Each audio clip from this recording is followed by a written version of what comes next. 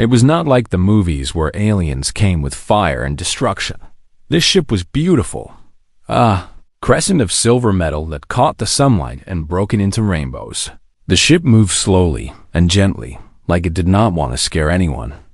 It settled down in the Nevada desert without making a sound. Within 1 hour, every television and computer screen on Earth showed the same image. A door opening in the side of the silver ship, and then they came out. The first alien was tall, almost 8 feet high. Its skin was like glass, and you could see colors moving beneath it, like oil on water. The colors shifted and changed as it looked around at the desert, at the sky, at the helicopters that circled overhead behind the tall alien came. Others, 12 different species. Some had fur. Some had scales. One looked like it was made of living stone. Another seemed to float instead of walk. They all stood together in a line and they waited. The tall alien spoke, and somehow everyone could understand it. The words appeared in their minds, translated perfectly into whatever language they thought in. "We come in peace. We wish to speak with your leaders." The world had imagined this moment for 100 years. They had made movies about it. They had written books about it. Scientists had created plans for what to do if it ever happened. But now that it was real, nobody knew what to do. It took 3 days for the world to organize a response. The United Nations called an emergency meeting. Every leader who could make it flew to New York. The ones who could not come joined by video. Secretary General David Park stood at the center of the Great Hall. He was 62 years old with gray hair and calm eyes. He had spent his whole life talking to people who did not want to talk to each other. He had ended wars with words. He had brought enemies together. Now he faced the biggest challenge of his life. The alien delegation entered the hall and the room went silent. The tall alien with the shifting skin walked forward. Its colors were soft blues and greens, which the translation somehow told everyone meant peaceful intentions. "I am Ambassador Tellus of the Galactic Council," the alien said. "We have watched your species. For 300 of your years, we have seen you grow. We have seen you reach toward the stars, and now we come to offer you a gift." David Park nodded slowly. "Please continue," Ambassador Tellus spread its long arms in a gesture that seemed almost human. "The galaxy is vast and full of wonders, but it is also full of dangers. Young species like yours face many threats: cosmic disasters, rogue civilizations, natural catastrophes that can wipe out entire worlds." The alien skin shifted to darker colors. "Concern and seriousness. The Galactic Council exists to protect young species. We have done this for billions of years. We have saved thousands of civilizations from destruction, and now we offer this protection to Earth." Murmurs ran through the Great Hall. Protection from a galaxy-spanning civilization. This was more than anyone had dreamed of. But David Park did not smile. He did not look relieved. Instead, he leaned forward in his chair, and he asked a simple question: protection from what exactly? Tellus paused. The colors under its skin flickered in a pattern no one could read. "From the dangers I mentioned, cosmic events, hostile species, the many threats." That Ambassador Park interrupted, his voice still calm and polite. "I understand, but I am asking for specifics. What hostile species, what threats? Have you detected something coming toward Earth?" General William Hayes sat next to Park. He was a big man with a soldier's posture and a soldier's directness. He had commanded armies.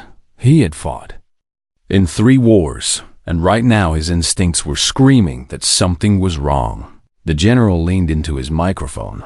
"Our satellites and telescopes watch the sky constantly. We have detected no threats, no approaching ships, no unusual signals. Nothing that suggests Earth is in danger." On Park's other side sat Dr. Grace Kim. She was small and quiet, but her mind was sharper than anyone in the room. She had been the first to detect the alien ship approaching Earth 3 weeks ago.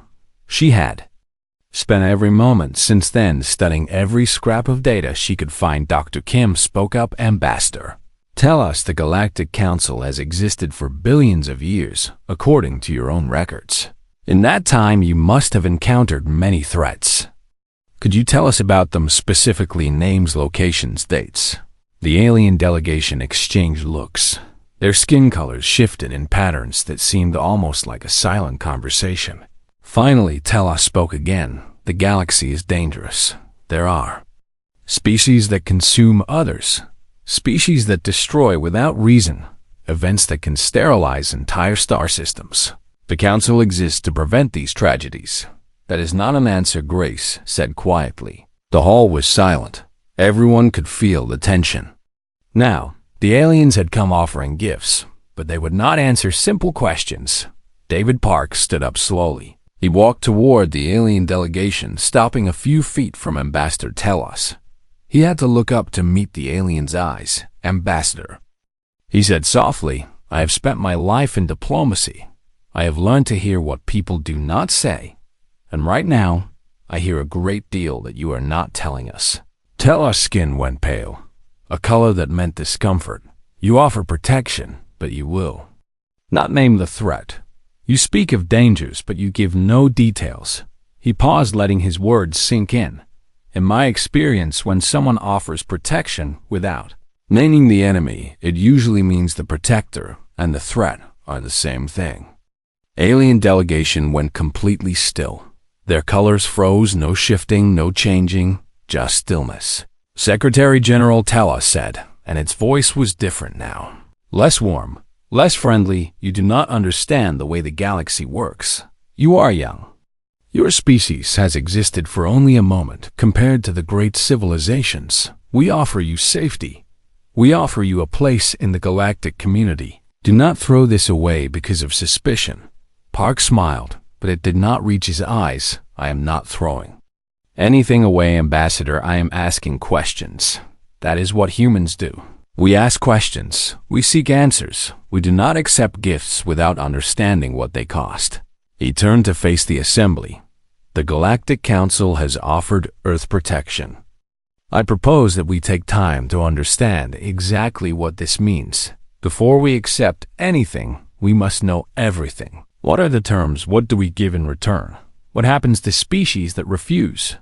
We look back and tell us, I hope you will be patient. With us, Ambassador, we humans are a curious species. We like to know what we are agreeing to. Telos stood motionless for a long moment. Then slowly its colors shifted to a deep purple, a color that the translation rendered as reluctant acceptance. Of course, Secretary General. Take whatever time you need. We will answer your questions. We have nothing to hide. But as the alien spoke, Grace Kim watched its skin carefully. She had been studying the color patterns. She had been learning to read them. And she saw something that the translation did not capture: fear. The aliens were afraid. Not of humans, surely. Humanity was primitive compared to them. No, they were afraid of something else. Afraid of the questions. Perhaps afraid of what the answers might reveal. Grace made a note on her tablet, and she began to plan. The humans were not going to accept this gift blindly. They were going to find out the truth, no matter how long it took, no matter what they had to do, because that was what humans did. They asked questions, and they never stopped until they found the answers. The United Nations built them a special compound in Geneva, a beautiful place with buildings designed to fit their different body types. Gardens filled with plants from around the world, everything they could need. Ambassador Telos said they were happy to wait. They said they understood that humans needed time to think, but Grace Kim did not believe them. She had set up a research lab in the basement of the UN building. There she worked day and night studying every piece of information the Council had shared with them. Star maps, historical records, scientific data. The aliens had given humanity access to a vast library of knowledge, but Grace knew that what people chose to share was often less important than what they chose to hide. James Lee arrived on a rainy Thursday morning. He was 28 years old, with messy hair and tired eyes. He'd been working at MIT, studying patterns in large data sets. He could look at a million numbers and see the one that did not belong. Dr. Kim, he said, shaking her hand. I got your message. You said you found something strange. Grace led him to her workstation. Screens covered every wall, showing charts and graphs and alien text. "I need your help," she said. "I think I'm seeing a pattern, but I'm not sure. Call me paranoid. But something feels wrong." James sat down and started looking through the data. He was quiet for a long time. His eyes moved across the screens. His fingers tapped on his keyboard, and slowly his expression changed from curious to concerned. "You're not paranoid," he said finally. "Look at this." He pulled up a list of species, the protected species, the thousands of alien civilizations that lived under the Council's safety. "Now look at their technology levels," he said. "When they joined the Council versus now." Grace leaned in. She had looked at this data before, but she had not seen what James was showing her. "The Lauren joined 8,000 years ago," he said. "At that time, they were developing faster than light communication. Look at their tech level today." Grace felt cold. It was the same. They had not advanced at all. James pulled up another species. "The Kef united 6,000 years under Council protection, zero technological progress. The Moreland Assembly 4,000 years, no progress. The Dawn Collective 9,000 years, nothing. Every single protected species," he said. "Every single one. They stop advancing the moment they join the Council." Grace sat down heavily. "That cannot be a coincidence." James shook his head. "No, it cannot." He pulled up another screen. "I looked at their protection treaty, the standard contract they want Earth to sign. What does it say? A lot of nice words about safety and cooperation. But buried in the middle, there's a clause about technological oversight. The Council gets to review any new technology. If they decide it is destabilizing, they can confiscate it." Grace felt her heart beating faster. Destabilizing meaning what? James showed her the list. Nuclear technology, genetic research, artificial intelligence, quantum physics, dimensional manipulation, everything. Grace whispered. "Everything that could make us more powerful." "Exactly," James said. "They do not protect species. They contain them. They put a ceiling on how far anyone can grow." "But why?" James was quiet for a moment. Then he pulled up one more file. "I found references to something called the Lost Civilizations, species that refused Council protection. The records say they were destroyed by cosmic disasters or hostile forces or their own mistakes." Grace looked at the list. There were hundreds of names, species that had existed and then vanished. "But here's the thing," James said. "I cannot find any details. No records of what disasters hit them. No evidence of hostile attacks. No data at all, just a claim that they are gone." Grace understood. "They were not destroyed by accidents." James nodded. "I think the Council destroyed them. Any species that refused protection. Any species that kept growing. Any species that might become a threat. They are not protectors." Grace said slowly. "They are prison guards." James turned to face her. "And they want to lock us in the same cage." Grace stood up. She paced across the lab, her mind racing. "We need proof," she said. "We need to know for certain before we tell anyone." James had already thought of this. "I found something. A partial historical record that was encrypted. The Council did not mean to share it. I think it was included by accident." "What is it? A story about something called the Architects?" Grace said. Back down. Her hands were shaking, but her voice was steady. "Tell me everything." James took a deep breath. "This was 12 billion years ago.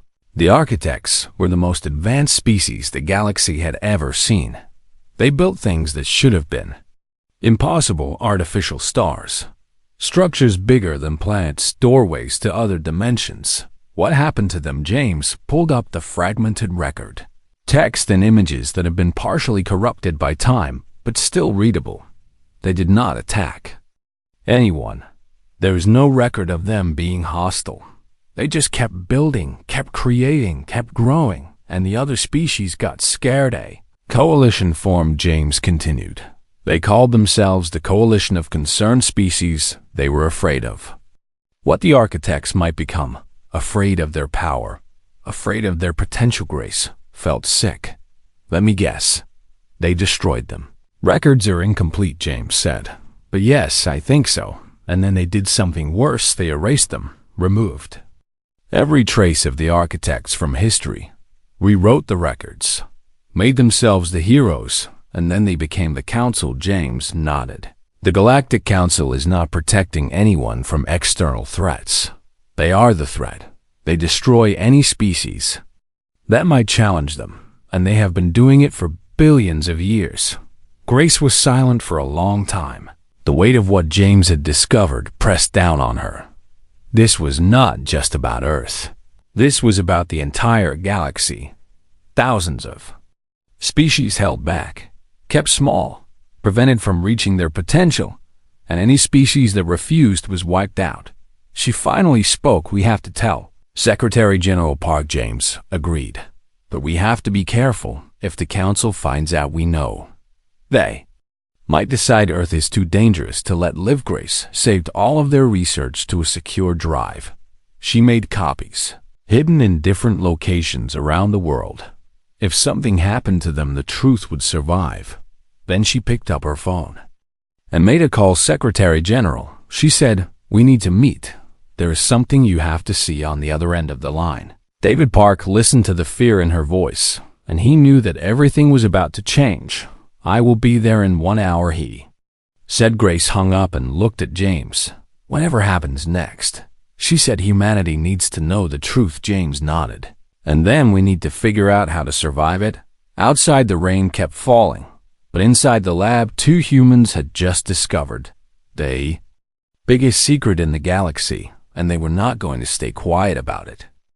Secretary General David Park arrived at the lab exactly 1 hour later. He was not alone. General William Hayes came with him. His face was hard and serious. He had commanded soldiers in battle. He had made decisions that cost lives, but nothing had prepared him for what Grace and James were about to show them. Grace started from the beginning. She showed them the data on protected species, the pattern of technological stagnation, the way every civilization stopped growing the moment they joined the council. Hayes studied the numbers. His jaw tightened. "You are saying they deliberately keep species from advancing?" "That is exactly what we are saying," James replied, "but it gets worse." He showed them the lost civilizations, the hundreds of species that had refused council protection, all of them gone. No survivors, no evidence of what happened to them. Park was quiet. His eyes moved across the screens, taking in every detail. He had spent his life reading people, understanding them. Now he was reading an entire galactic civilization, and he did not like what he saw. "What about these architects Grace mentioned?" James pulled up the encrypted file, the one the council had accidentally shared. "This is incomplete," he warned. "Parts are corrupted or missing. But what we can read tells a clear story." The screens filled with images, strange, beautiful, impossible images, structures that wrapped around stars, gateways that opened into swirling dimensions, ships that seemed to be grown rather than built. The architects existed 12 billion years ago, James said. They were builders, creators. They made things that the galaxy had never seen before. Were they dangerous? Park asked. James shook his head. There is no record of them attacking anyone. They did not conquer or destroy. They just built and shared and grew. Then why are they gone? James scrolled to another section of the file. Text appeared on the screen, fragmented but readable. "The Coalition of Concerned Species," he read. That is what they called themselves. At first they were smaller civilizations, younger ones.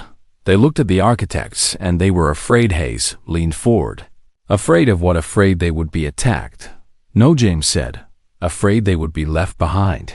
The architects were advancing so fast the other species could not keep up. They felt small. They felt threatened. Not by anything the architects did, but by what they were becoming. Grace picked up the story.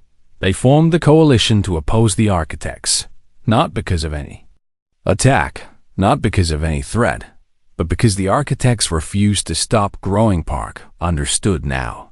They wanted the architects to limit themselves, and the architects said no. James confirmed. They believed that growth was natural, that every species should reach for its full potential. They offered to help the other civilizations advance.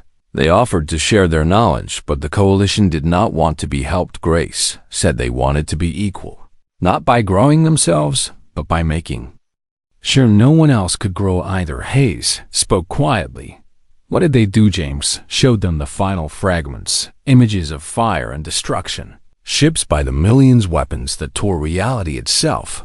The architects had been peaceful, but the coalition had not. The war lasted 1,000 years. James said the architects could have won.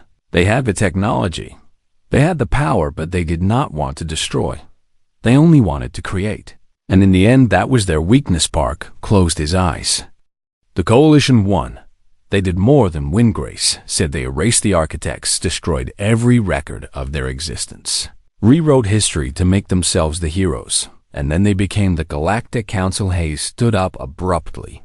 He paced across the lab, his hands clenched into fists. So every species that joined the council, he said, every civilization they protected, they did it to keep them weak, to make sure no one could ever challenge them again. Yes, Grace said, and any species that refused, they destroyed them just like they destroyed the architects. Park opened his eyes. There was something new in them, something hard and cold. They are not going to do that to us, he said. General Hayes turned to face him. Sir, with all due respect, their fleet is massive. Their technology is thousands of years ahead of ours. If we refuse their protection, they will try to destroy us.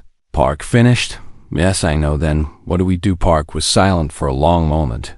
Then slowly he smiled. It was not a warm smile. It was the smile of a man who had just realized something important. We do what humans have always done, he said. We adapt, we innovate. We find another way. James and Grace exchanged looks. They had not expected this response. Sir, James said, we are talking about a civilization that has controlled the galaxy for billions of years. They have destroyed hundreds of species. How can we possibly stand against them? Park turned to face them. We cannot fight them directly. That would be suicide. But we do not have to fight them. We just have to survive long enough to change the rules. What do you mean? Park walked to the window. He looked out at the city, at the millions of people going about their lives. The council controls through fear, he said. Fear of the unknown, fear of other species, fear of growth itself. They have convinced the galaxy that the only way to be safe is to stop advancing, turn back to face them. But humans are not afraid of growth. We are not afraid of change. We have spent our entire history reaching for things we could not have, and we did not stop when people told us it was impossible. Grace began to understand. You want to show the galaxy another way? Park nodded. The council says that growing species are dangerous. That advancement leads to destruction. But the architects proved that was a lie. They were not destroyed because they were a threat. They were destroyed because they showed what was possible. Hayes shook his head. Even if you are right, how do we spread that message? The council controls all communication. They control everything, not everything, James said suddenly. He had been working on his computer while they talked. He looked up with excitement in his eyes. The outer reach, he said. The council refuses to talk about it. They have blocked all access. They say it is too dangerous. But I've been analyzing the star maps. There are signals coming from that region, faint but real signals. From whom? James grinned. I think the architects had children species. They helped before the war, species that escaped the destruction. If they survived, if they are still out there, then we need to find them. Park said. Hayes frowned. Sir, we do not even have ships capable of reaching the outer reach. Our technology is about to get a lot better. Park said. We have 3 weeks of council data. Much of it is basic, but some of it shows principles we never considered. Dr. Kim, can you work with this? Grace nodded. Already started. I think I can have a prototype communication device ready in a month. 1 month, Park said. In 1 month we contact the outer reach. In 3 months we have a plan. And in 6 months, he paused and his smile grew wider. In 6 months we give the galaxy something it has not had in 12 billion years. What is that, sir? Hayes asked Park, looked at each of them in turn. Hope. He said, "We give them hope." And in the basement of the UN building, 4 humans began to plan the greatest revolution the galaxy had ever seen.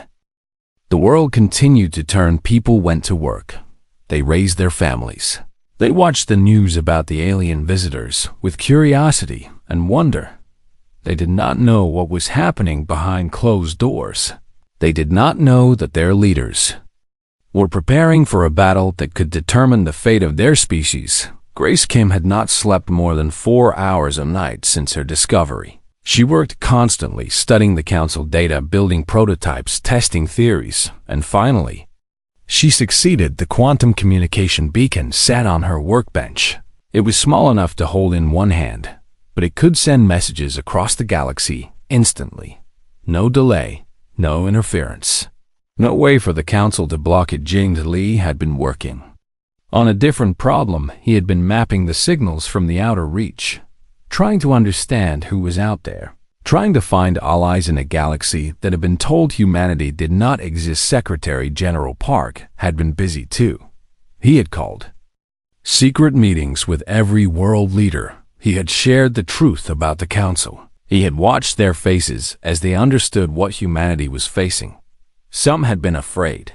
Some had wanted to surrender immediately, to sign the protection treaty, and hope for the best. But Park had convinced them to wait. He had shown them there was another way. Now they were all gathered in a secure room beneath the UN building. Leaders from every nation, military commanders, scientists, diplomats. They filled the seats around a massive table, and they waited for Park to speak. "My friends," Park began, "we face a choice. The Galactic Council has offered us protection. In exchange, we would join their community. We would gain access to their technology. We would be safe." Paused. "But safety has a price. The price is our future. If we accept, we will never advance beyond what they allow. We will never reach our potential. We will be safe, yes, but we will be prisoners." General Hayes stood at Park's side. He projected images onto the screens around the room. "This is what happened to every other protected species," he said. "Thousands of years of stagnation. No growth, no progress, no change. They exist, but they do not live." Ambassador Steve Kang spoke up from his seat. "What is the alternative? If we refuse, they will destroy us, like they destroyed the others." Park nodded. "That is what they expect us to believe. That we have only 2 choices, submit or die." He smiled. "But humans have never been good at accepting limited choices." Grace stepped forward, carrying her beacon. She set it on the table where everyone could see. "This is a quantum communication device," she said. "I built it in 3 weeks, using principles I learned from studying council technology. It can reach anywhere in the galaxy instantly." Murmurs ran through the room. 3 weeks. To build something the council had taken thousands of years to develop. James joined her. "We have been receiving signals from the outer reach, the region the council forbids anyone from entering. We believe there are survivors out there. Species the council thought they destroyed." Park took over. "We are not going to fight the council. We are not going to hide from them. We are going to do something they never expected. We are going to tell the truth." President Robert Wilson leaned forward from his seat. "Tell the truth to whom?" "To everyone," Park said. "To every species in the galaxy. Protected and unprotected, council members and outsiders. We are going to broadcast our message to the entire galaxy. We are going to tell them what the council really is." Diplomat Michelle Carter looked worried. "Will anyone believe us? The council has controlled information for billions of years. Why would anyone trust humans they have never met? Because we are going to show them." James said, "We are not just going to make claims. We are going to share the evidence, the data we found, the history they tried to erase, the truth about the architects." The room was silent as people absorbed this. Park continued, "There are thousands of protected species out there, civilizations that have been held back for millennia. They have been told that growth is dangerous, that ambition is wrong, that safety requires surrender. But deep down, I believe they know something is wrong. I believe they are waiting for someone to say what they cannot say themselves.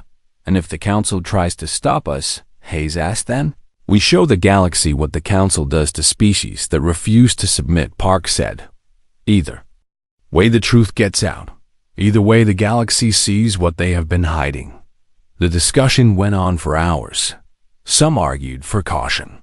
Others pushed for immediate action. In the end, they reached a consensus: humanity would refuse the Council offer. They would broadcast their message to the galaxy. They would reach out to the outer reach, and they would hope that they were not alone. Next morning, Park requested a private meeting with Ambassador Telos. They walked through the gardens of the Geneva compound. The alien moved gracefully despite its height. Its skin shifted through calm, peaceful colors. But Park could see the tension beneath the surface. You have reached a decision, Telos said. Park nodded. We have, but first I want to talk to. Understand. The alien tilted its head. Its colors flickered with curiosity. Park spoke carefully. Your council has protected thousands of species. You have kept them safe for millennia. That is remarkable. Telos seemed to relax slightly. We are proud of our work. We have saved countless lives. I am sure you have, Park said. But I have noticed something interesting. Yes, none of them create anymore, Park said. None of your protected species innovate. They maintain what they have, but they never reach beyond. Telos stopped walking. Its colors shifted to something harder to regrowth is dangerous, the alien said. Uncontrolled advancement leads to destruction. We have seen it happen. We prevent it by keeping everyone small. Park said. By keeping everyone safe, Telos corrected. Park turned to face the alien. You are not protecting them, Ambassador. You are containing them. You are afraid of what they might become if you let them grow. Loss. Skin flickered through a dozen colors. Too fast for Park to interpret. You do not understand, the alien said. Finally, you cannot understand. You are too young. Your species has existed for a moment. We have seen civilizations rise and fall. We have seen what happens when growth goes unchecked. What happens? Park asked. Destruction. Telos said firmly. Chaos. Species that grow too powerful become threats to themselves, to others. The only way to prevent this is to manage advancement, to ensure stability, and the species that refused, Park pressed, the ones who wanted to chart their own course. Telos was silent for a long moment. They made their choices, the alien finally said. They suffered the consequences. Park nodded slowly. Thank you, Ambassador. You have told me everything I needed to know. He turned and walked away, leaving Telos standing alone in the garden. The alien watched him go. Its skin shifted through colors that no human had ever seen, and deep in its ancient mind, Telos began to realize that something had changed. The humans were not afraid. They were not going to submit. For the first time in billions of years, someone was going to say no, and the Council would have to decide what to do about it. The day humanity answered, the galaxy was clear, and bright sunlight streamed through the tall windows of the United Nations General Assembly. Every seat was filled. Leaders from every nation sat together, united for the first time in history. Cameras broadcast the scene to every corner of Earth. Billions of people watched, waiting to learn their fate. Ambassador Telos and the Council delegation sat in the observer gallery. Their skin shifted through nervous patterns. They knew something was coming. They just did not know what. Secretary General David Park walked to the podium. He looked out at the assembly, at the cameras, at the alien visitors. He took a deep breath, and he began to speak. Ambassador Telos, members of the Galactic Council, on behalf of the 7 billion people of Earth, I thank you for your offer of protection.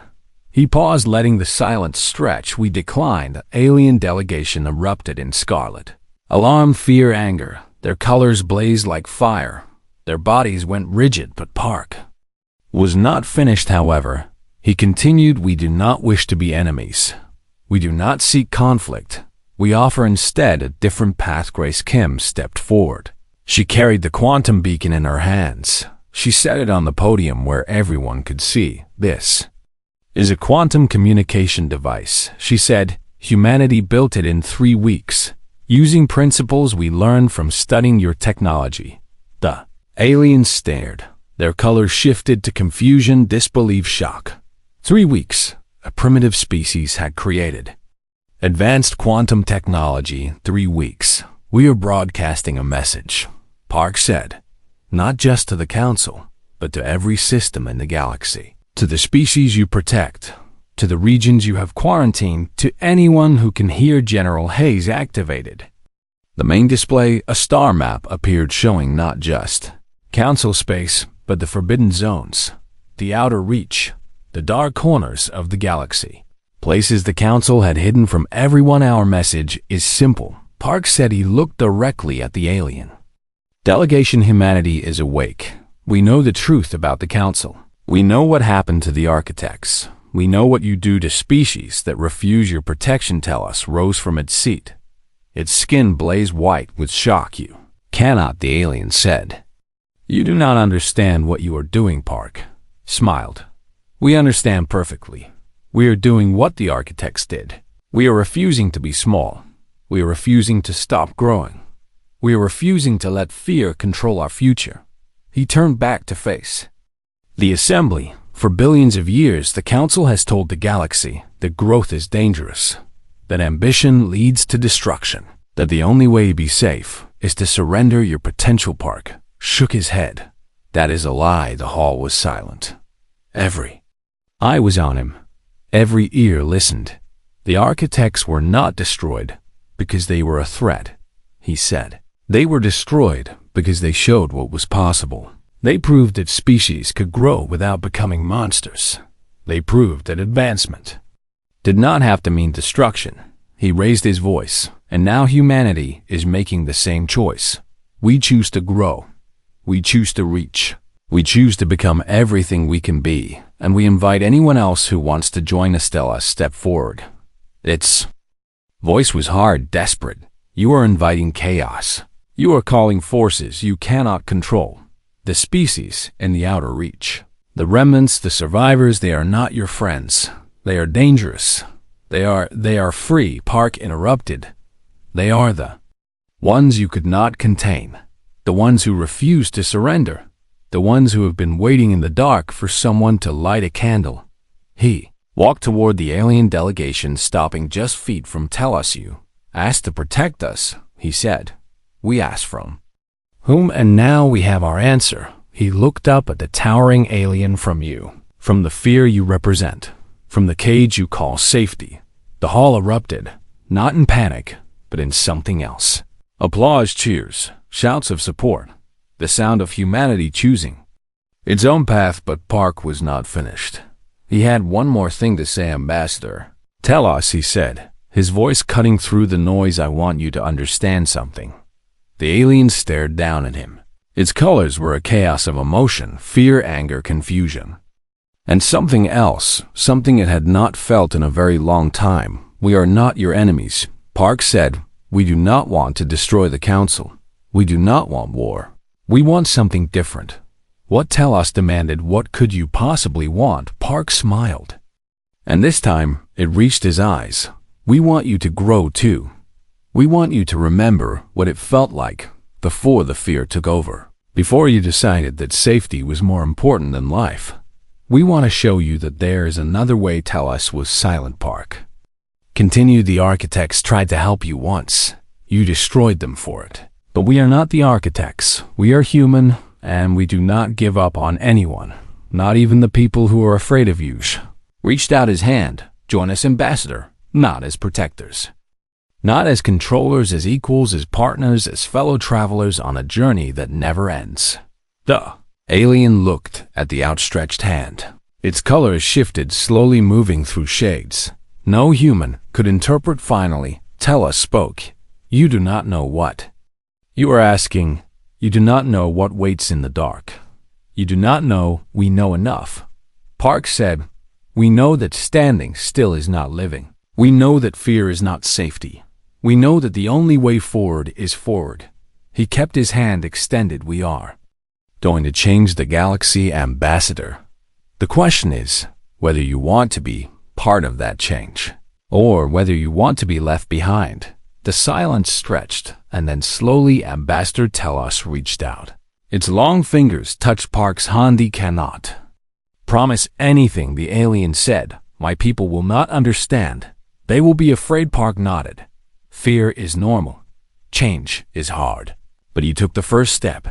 That is all anyone can do." Behind them, the assembly hall continued to cheer. Cameras broadcast the moment to every corner of Earth and beyond. Humanity had made its choice, and nothing would ever be the same. 3 years later, the first human vessel crossed into the outer reach. Captain James Lee stood on the bridge. Dr. Grace Kim worked at the science station. They had a crew of 12 and a mission that would change everything. They found the remnants, descendants of species the Council had thought destroyed, hidden in the galactic dark, waiting for someone to find them, and they found something else. The children of the architects, not the great builders themselves, but their legacy, their students, their hope. The ones who had escaped the war and waited in the darkness for 12 billion years. James stood before them, human and alien. "Face to face, we came to find you," he said. "We came to bring you home." The remnant leader, a being of light and crystal, looked at the small human ship, at the tiny crew, at the impossible hope. "They represented you are so young," it said, "so small. How did you find us?" James smiled. "We asked questions," he said, "and we did not stop until we found the answers." The galaxy was changing. Not through war, not through conquest, but through something the Council had never anticipated. Something they had tried to destroy. For billions of years, Hope, the humans called it the Second Dawn. A new beginning for every species that wanted to grow. A chance to become more than they were. A future without ceilings, without limits, without fear. And it was just the beginning back. On Earth, David Park watched the stars. He was older now, his hair was white, his body was tired, but his eyes still held that same light. Someone asked him once if he was afraid of what they had started, afraid of what might come. He had smiled and shaken his head. "Fear is just the first step," he said. "What matters is what you do next," and humanity had taken that step. They had looked at a galaxy that told them to be small, and they had said no. They had looked at protectors who were really jailers, and they had walked away. They had looked at the darkness at the edge of known space, and they had gone to meet it because that was what humans did. They reached for the stars, and they never stopped reaching.